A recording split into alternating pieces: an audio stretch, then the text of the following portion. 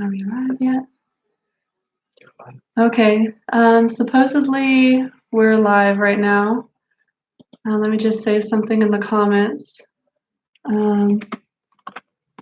just to make sure that's going. Yeah, so sorry, first of all, for the terrible video quality, but I'm using the camera built in on my laptop to record this because I really don't have the time or energy to sit down and try to edit, like pre-record and edit a video. I am here with my hubby. Hello. We are utterly exhausted. It's been a very intense, 3 or 4 days? Friday, Saturday, Sunday, now Monday. No, but this started on Thursday when people started hating. Right, it's kind of started on Thursday, but I mean when shit started going down. Yeah, 4 or 5 days. It's been very intense here in Santiago, but also throughout the country in Chile. So I wanted to, as quickly and easily as possible, get this up there because I know I've shared some videos of our experiences here on Instagram, and I just want to thank those of you who have showed concern and like just wished us well and wished well for our safety and sent us strength and stuff. I really appreciate that. It's been, because really it's been very intense. So I think maybe we should just kind of explain what's currently happening or what's been happening in the past 3 or 4 days. Good idea. And then maybe we can talk about how the government and the Chilean media is mishandling it, how international media at the beginning, I believe, was mishandling it, and maybe talk about, I don't know how we feel. Because I guess my whole point of starting this video is just to inform people and let everybody know that we're safe, but also from kind of our firsthand experience of living here and witnessing all this stuff going down, I just wanted to make sure that we kind of explained what was going on and represented the movement well, I guess. Okay, so what's currently happening now is that there is nationwide protests, and we're talking from the very north all the way down to the very south of Chile. Yeah, from Iquique to Punta Arenas. From Iquique in the north to Punta Arenas, which is way down south, like close to Antarctica, kind of south. Anything southern than that is Antarctica. Yeah. And this movement, I believe, kind of organically just happened, and thanks to, you know, social media and the internet and people being able to communicate instantaneously, the movement started in Santiago and just exploded. It just exploded and spread throughout the country. Santiago is the capital of Chile. Yeah, Santiago is the capital, and it's in the center. And the biggest city in the country. Yeah, there's over 6 million people that live in Santiago. So last week, the government announced that they were increasing the public transportation fees, the tickets that people would have to pay. And I would say it's already pretty expensive to take like the metros and bus, especially during peak hours. And so you spend $2 every day. Yeah, it's $2 every day, and that's just considering if you have to take one bus to go to work and one bus to come back. Because if you need to combine buses, it might be more than $2 a day. Right. And considering the cost of living down here, that's a lot of money for like normal and working class and poor people to have to spend to get to and from work. And so actually for weeks, the people have been protesting, because I know for those of you outside of Chile, especially in like, you know, the US and in Europe, I know at first international news sites were reporting this as just, riots in the street because they raised the bus fare. Right. It's more complicated than that. It's not just that. The rise of prices of the train, the metro and bus tickets in Santiago was just the last straw. It's the straw that broke the camel's back, because the people basically are protesting not just that, they're protesting the failures of neoliberal capitalism. How in Chile, even though Chile is one of the wealthiest countries in Latin America, there is a huge and growing gap between the rich and the poor. So where's all that money going? It's not going to the people. And I think the people of Chile overall, across the country, are sick and tired of it. They're sick and tired of like the rich getting richer and the poor getting poorer, right? Yeah, Like absolutely. that's the climate that is led up to this, and this is just the tipping point. It's where the pressure was so Like public transportation high. was just, yeah. It was the tipping point. It's the spark that lit everything going on. So like three important things that have been building up to this point. First, the education in Chile, it's not the best ones according to international measures. Um, but it is one of the most expensive in the world. Yeah. So today, basically, the tuition is higher than any minimum wage in Chile. Yeah. Yeah. The monthly tuition, because you have to pay the tuition monthly here in Chile. Right. So the education it's not too good and it's very expensive. Right. Healthcare It's it's also not too good privatized and expensive. and it's very expensive. And finally, we have the problem with the retirement system, all privatized. And expensive, or not. People Not working can't well. people can't live off of their retirement incomes, and so it's basically like in the U.S. we have the same problems. But I would say down here in Chile, there's more of a culture of protests and going out into the street and just uh, a common phrase you'll see on people's posters and stuff is por una vida digna, like for a dignified life. That's all the Chilean people want, is a dignified life, right? And neoliberal capitalism, or as I like to call it, capitalism out of control that benefits those at the top at the expense of the many, right, does not allow for a dignified life for the majority of the people. And um, Mage Prometheus, welcome. Thanks for your comment. Well, I'm making this video to help people outside of Chile and outside of Latin America to see what's going on. And also Chile, it's one of the wealthiest country in Latin America, but also the one with the biggest gap between the rich and the poor. Right. That's very important. The country can be wealthy and at the same time have a bunch of poor people. Have a bunch of oppression. And so, and all of this comes from, Chile has a history of a dictatorship, and that dictatorship was helped by the US, by the CIA and US financial interests and all of that.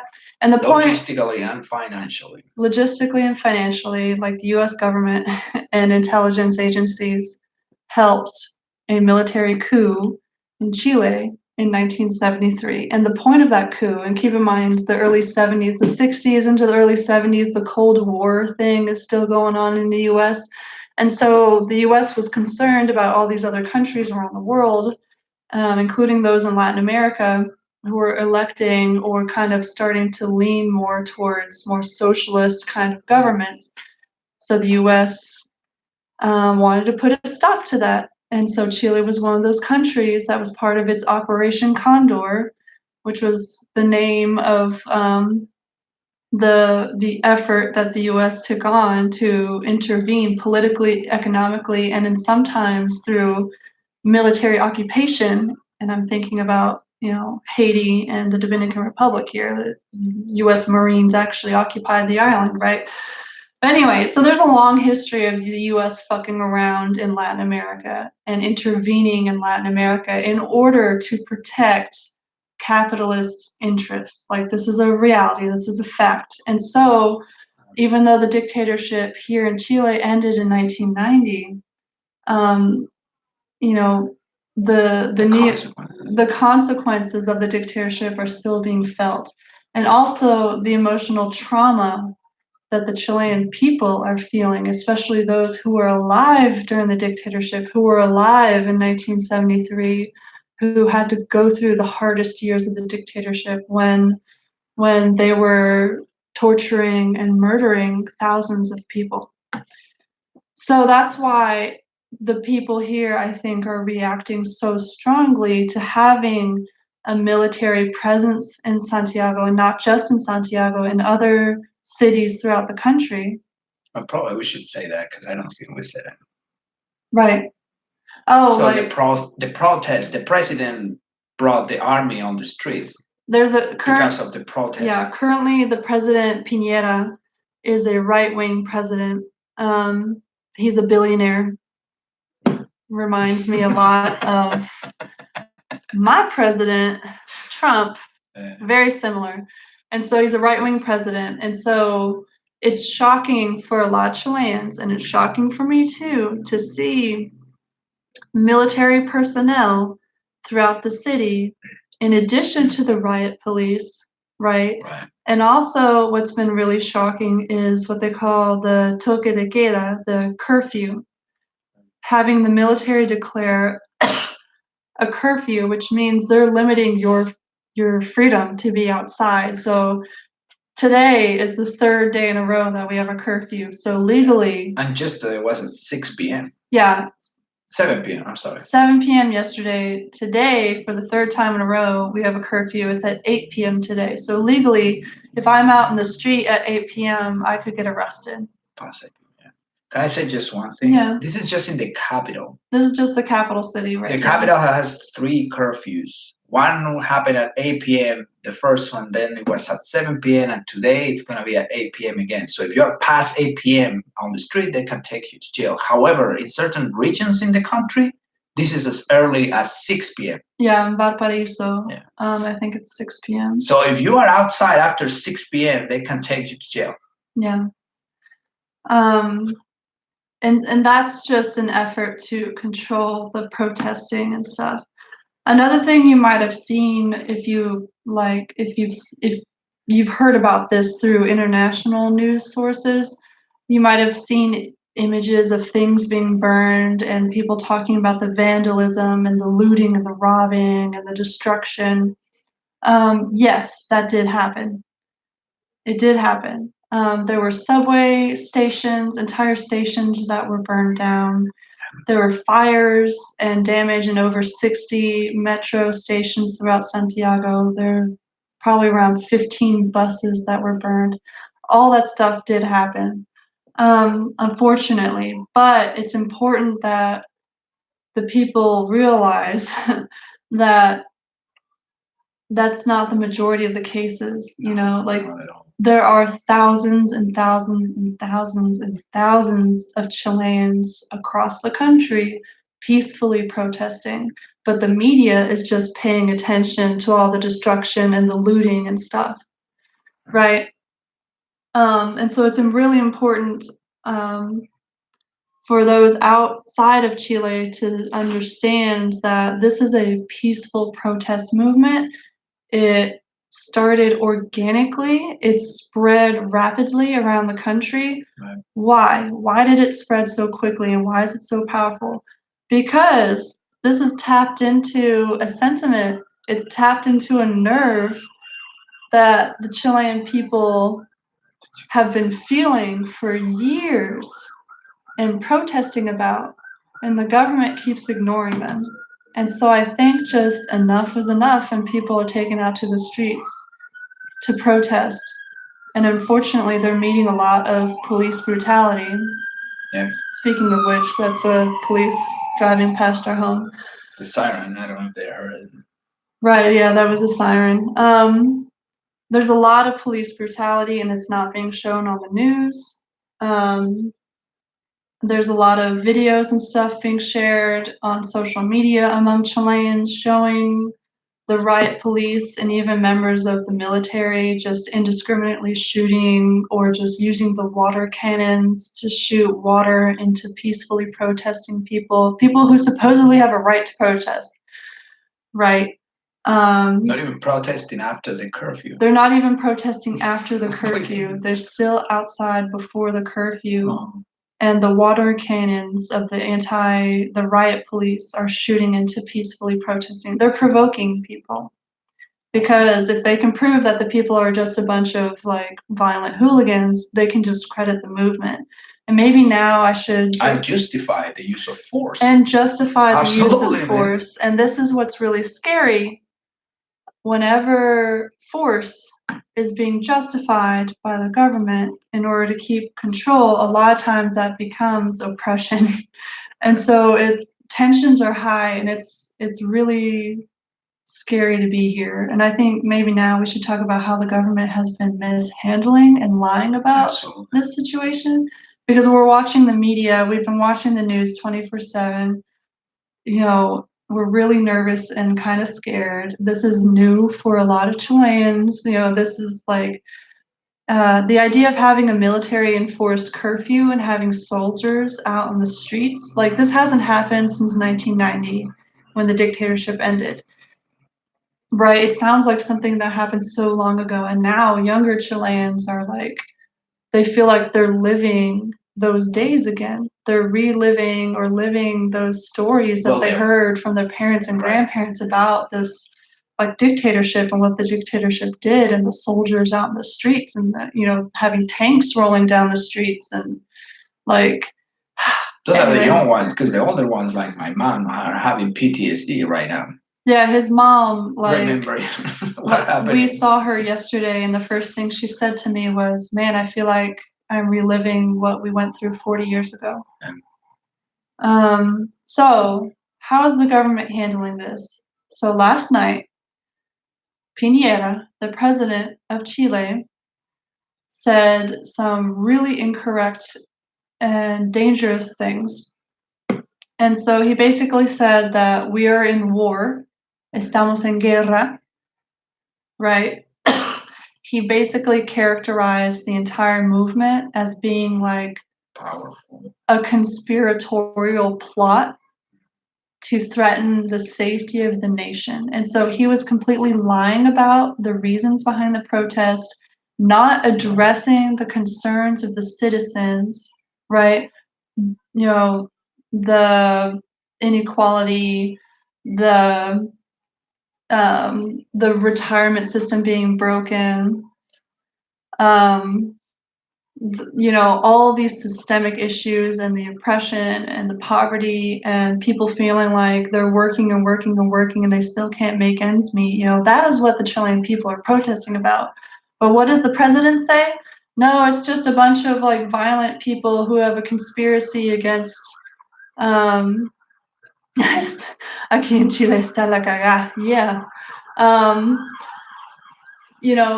They're protesting economic injustice, right, and inequality and the gap between the rich and the poor. That is what the people are protesting. But the president and his representatives and the government underneath the president is lying about it.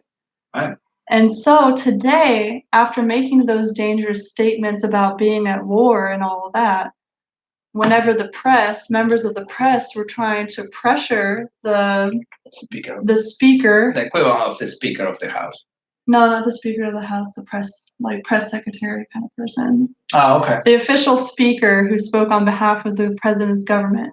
The press was pressuring her to clarify, like, what did Piñera mean when he said we're at war, right?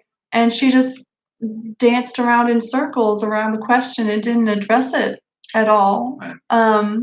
It seems like, I'm sure that you, or most of you guys are used to this. Like when Trump says something, he realized he fucked it up, and then they backtrack everything, saying it was just a joke. Yeah, I mean, it's very similar to what Trump does. Whenever Trump says something stupid or something Right. potentially dangerous for like US international relations or whatever, and then the press pressure him to like, the press pressures him to clarify what he means.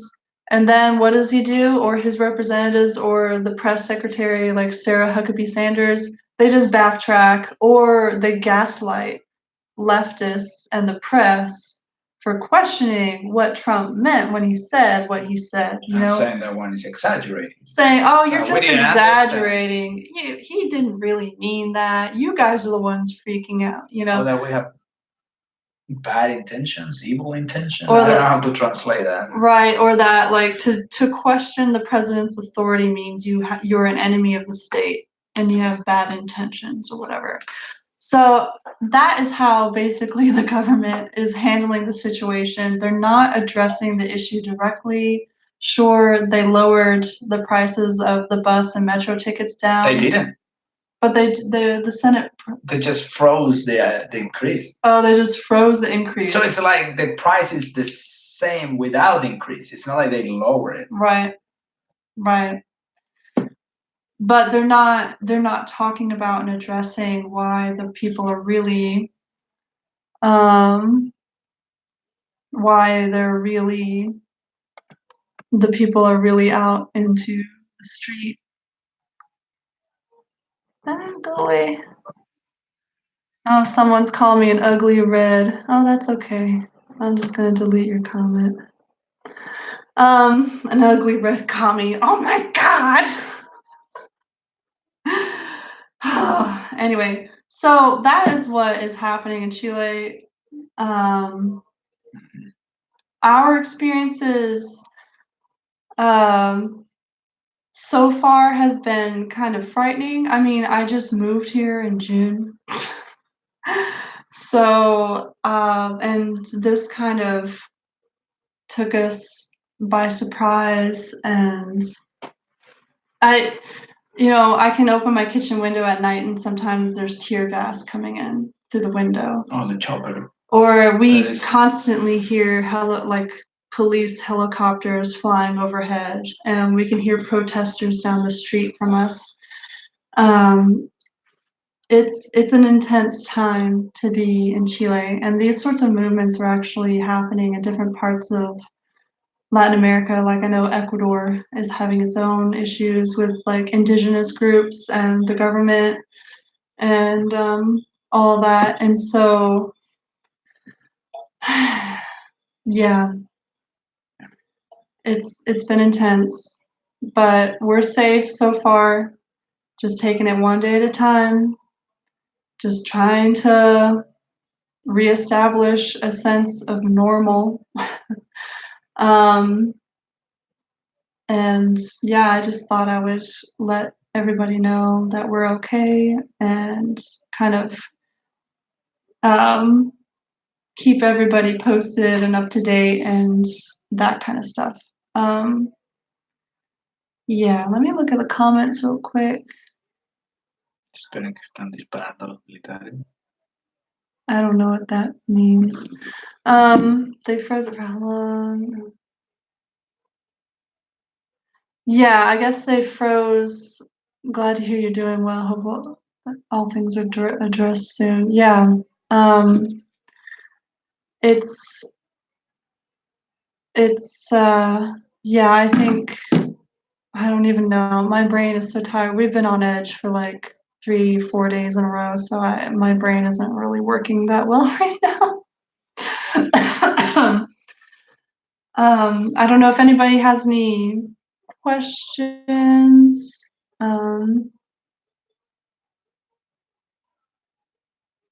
Well, wasn't no, but I understand. We get what you mean. That we're safe. We're good. We're safe. Yeah. Yeah. Anything else you want to add? Be careful if you try to decide in your society to like protest for like increasing salaries and like better retirement systems or health system or educational system, because they're gonna treat you like you're an enemy of the state. As an yeah. So very careful with that. I mean, it's the same thing in the U.S. Like, depending on which end of the spectrum you're on, like the word socialist for more right-wing people is like a scary, demonic kind of thing. Like, oh my God, these socialists, they're enemies of the state. And that's because for a long time, like the American people were brainwashed with a bunch of anti-communist, anti-socialist propaganda. But on top of that, there's also the McCarthy hearings and blacklisting and people's careers being ruined and all that kind of stuff. So, yeah, I mean, the people here in Chile are just demanding for a dignified life, a reduction in the work week to 40 hours a week, because right now it's what, 44 hours? 45. It's 45-hour work week. They want it reduced to 40. They they want a raise in the minimum wage, which is what we also desperately need in the US too. They want a more affordable education, more affordable healthcare, and a retirement system that actually works. Yeah. That's all they want. Well, But there is one more thing. Some people want the politicians in the Senate and the House to reduce their own salaries, which are yeah, 33 times higher than the minimum wage. yeah, the salary of the people, some of the people in the government, I think it's 33 times higher. it's much higher than the minimum wage of the working class Chilean. But in order to demand those things, the people have to go out and protest, and Right. protest can be dangerous, especially in a country that has a history of oppression. We just think that somebody Right. who's checking Facebook during a sentence in the Senate maybe should earn less money. I just say. Right. It's just, I see a lot of similarities in the problems, the things that the people are protesting for down here in Chile. I see the same problems in the US, right? And if there's one thing that I've actually been really impressed by, is that the people going out to the street to protest can shut an entire city and an entire country down, right? They shut the entire country down. And it's not just like the hooligans and the delincuentes, like people going and stealing TVs out of a Walmart or whatever. It's actually, I've seen older people, women, men, people with children, students, 30-something-year-old people like us, out in the street, just fighting for a dignified life and making sure that this doesn't turn into another excuse for a right-wing like dictatorship to happen again. Nunca más. Never again, right? And it's people in the capital, it's people in different regions and major cities from the very north down to the south. It's miners, Some truck drivers. Miners, people who work in port cities on the ports, college students, like everybody, like secondary students, high school students, like so many people. Thousands and thousands and thousands of people throughout the country are unified behind this because they're sick and tired of it. Let's see, how common is that kind of unity in Chile across class demographics? How common? Yeah. Like what type of unity? Like people all together protesting outside? Yeah. I would say like in any other country, it's not very common. Yeah. But it happened because many of them have the same problems right now. Right. They have a shitty education, and then they don't earn enough money to live in a dignified way. And then when they retire, they don't have enough money to pay the bills. So, right. Let's see, Mage Prometheus. I was in the military from 80 to 92, and I'd say keep away from violence as it stays with you always. Yeah. Yeah. I mean, it's not to say that you see, the military people, it's not to say that they are like Evil, the evil or enemy, anything or like that. no. Because they had help. We had a earthquake not long ago where they Right. have to go out on the streets and like keep this social Order. order. Yeah, just help out with the, yeah.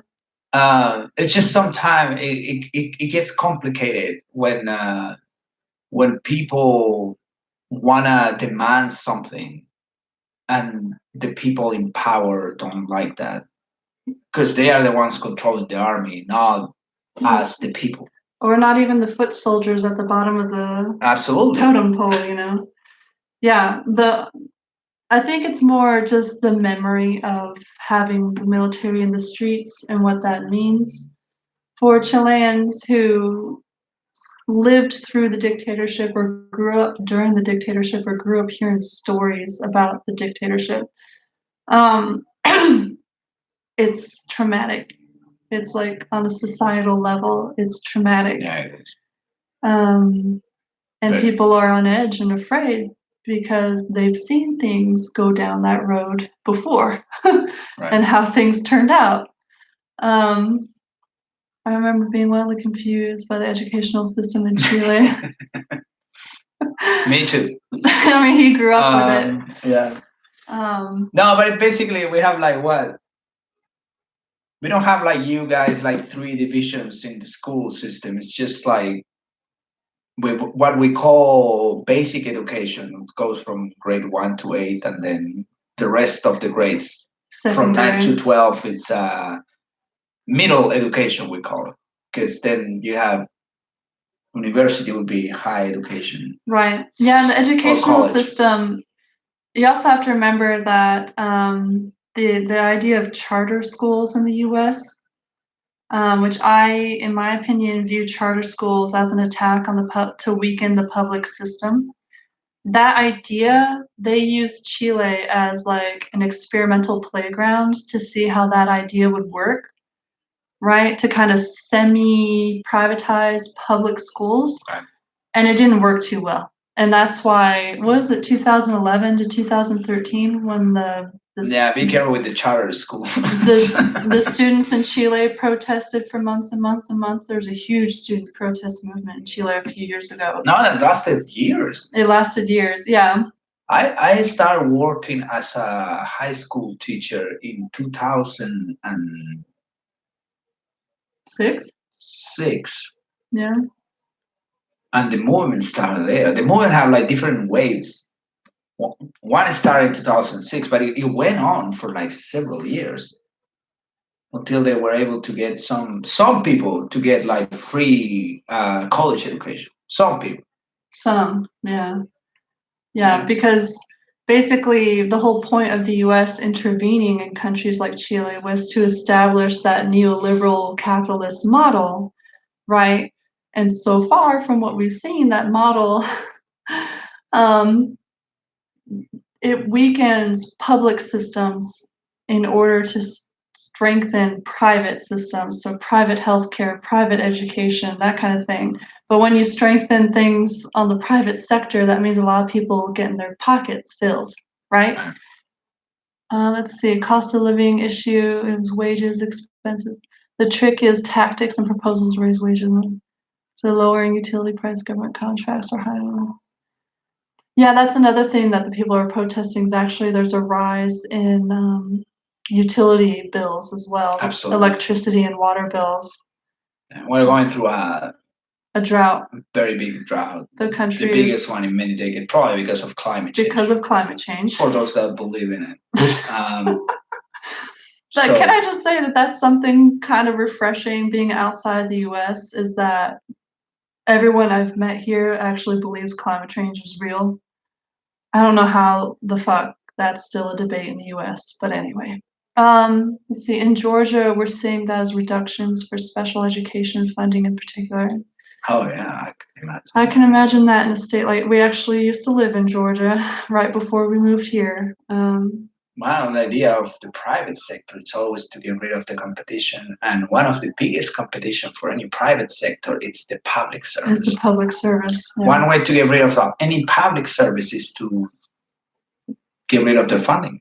get rid of their funding, chip it away, chip it away, chip Yeah. it away. You would try it out. Yeah.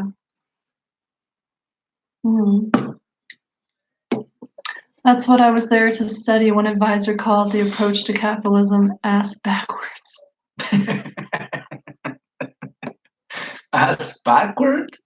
Ass backwards. Yeah. All right. It's I imagine that's pretty bad. Yeah. Business interests, that's how it's a debate. Yeah. Yeah, the climate change thing. Yeah, I mean, there are too many people making billions of dollars um, off of limited natural resources, and so they have an invested interest in brainwashing the public to not believe in it. Yeah, I think the source of all the problem is human nature. Right. I don't like the idea of human nature. It's too, what's the word? Deterministic. Yeah. I mean, greed and violence is going to come out, I guess, but I mean, I would say if there is anything like human nature, it's like we are capable of very horrific things, but at the same time, very beautiful things. right. Right. And a lot of, I don't think it's neither one or the other. like, I've heard this a lot, like, humans are just greedy. People are just greedy. But I think, I don't know, I'm really interested in like evolutionary psychology, because that's what it's helped me to understand like the source of my anxiety and how to deal with it, and like how my brain is wired to think this way and that kind of thing. And so, sure, maybe some of our behaviors that today we would call greedy, thousands and thousands and thousands of years ago, like pre-agriculture, when we were still living that like caveman, cavewoman lifestyle, those kind of behaviors would be beneficial, like being the first one to get the food or trying to stash the food for yourself because that meant you could survive another day. But we've evolved as a species past that. And not all societies and not all cultures show the same behavior either. So yeah, I just know so far we've experimented with a very neoliberal global capitalism for like the past 40 or so years.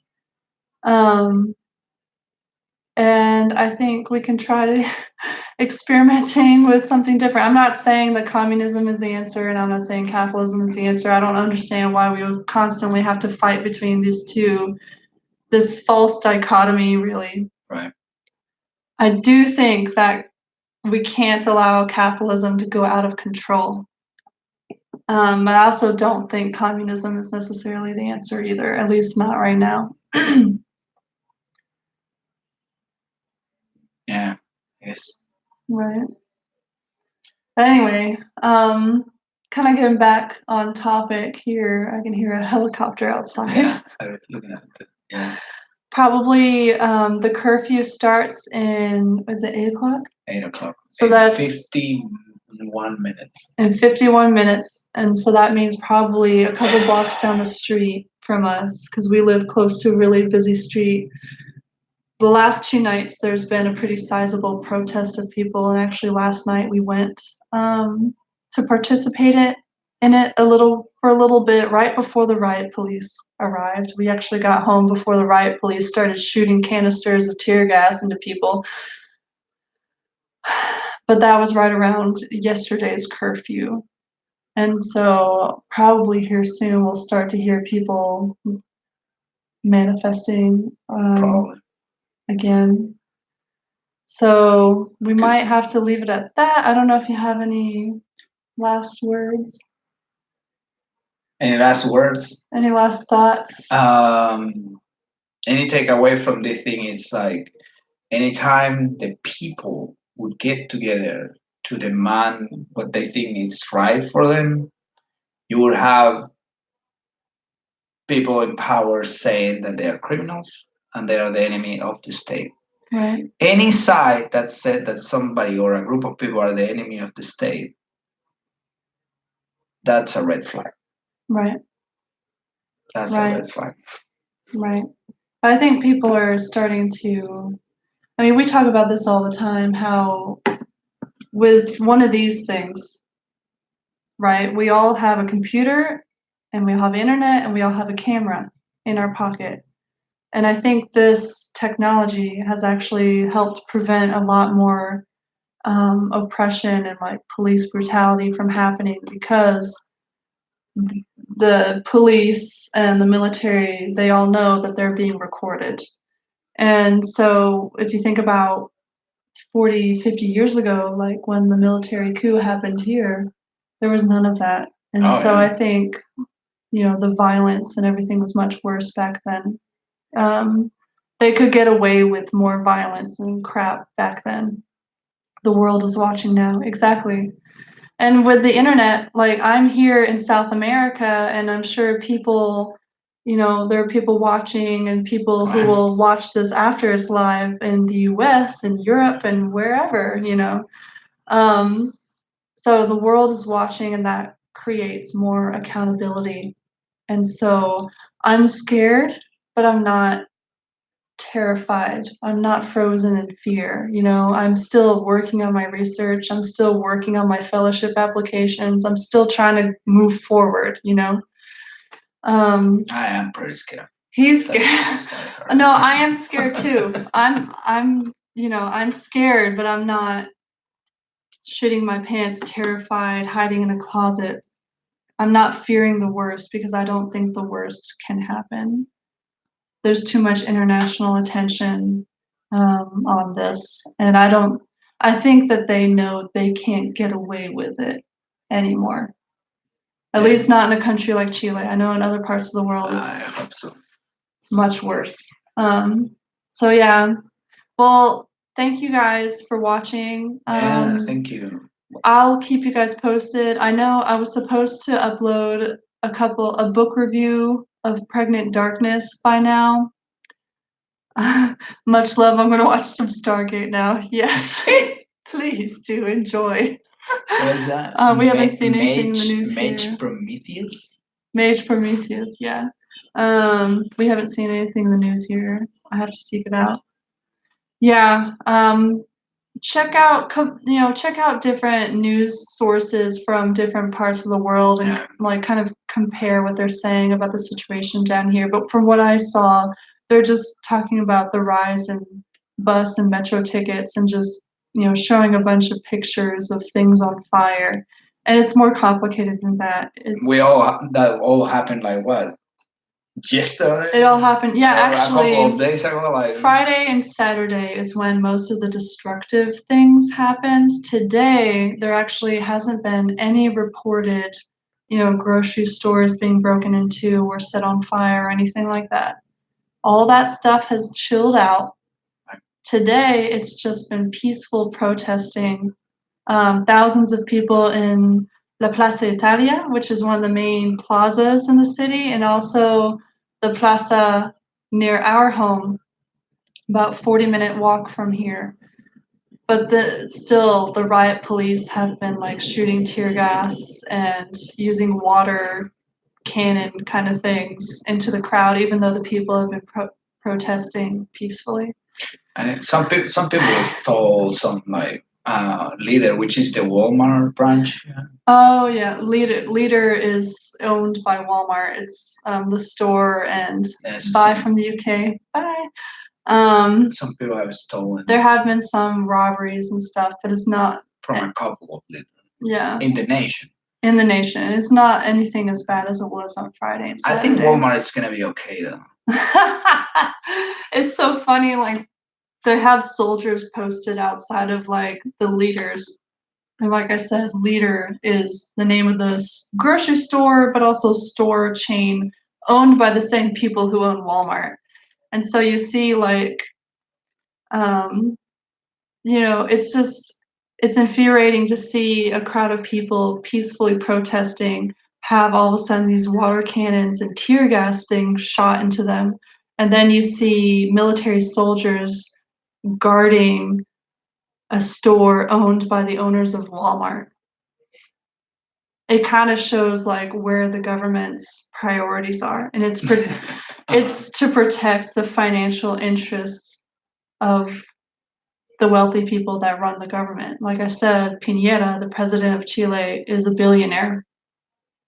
Yeah, like a billionaire from a big city. Something like that. Sounds I don't familiar, know. doesn't it? Yeah, something like that. Sounds familiar. A right-wing Also, billionaire. kind of like her. Right. Talking about Trump, of course. But anyway, okay, so this is 45 minutes. Thank you all so much for your concerns. Thank you for your well wishes, for wishing us safety and strength. And thank you guys for That's backward capitalism. right.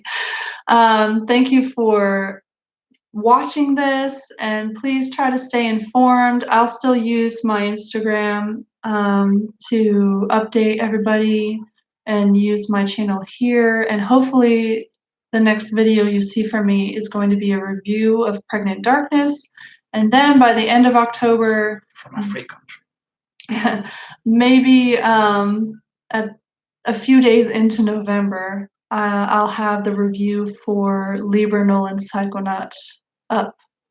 So yeah, much peace and love.